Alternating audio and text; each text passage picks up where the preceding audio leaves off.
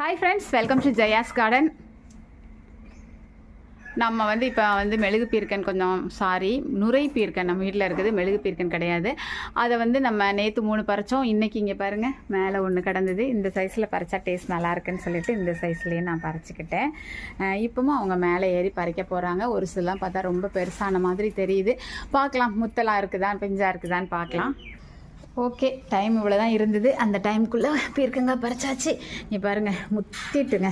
இந்த மாதிரி விதை வந்தால் சாப்பிடக்கூடாது தானே. ஸோ இந்த மாதிரி 2 காய் பெருசாகிடுச்சு. சரி, இதை கம்போஸ்ட்டில் போடலாம் அப்படின்னு சொல்லி இந்த 2 காயையும் எடுத்துகிட்டு வந்துட்டேன்.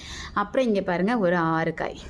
இதை நம்ம ஷேர் தான் பண்ண போகிறோம். ஓகே, இந்த மாதிரி எல்லாம் தெரியாதுல்ல நிறைய பேருக்கு. ஸோ ஷேர் பண்ணால் தான் அவங்களுக்கு ஒன்று மாடித்தோட்டம் வைக்கணுங்கிற ஆர்வம் வரும்.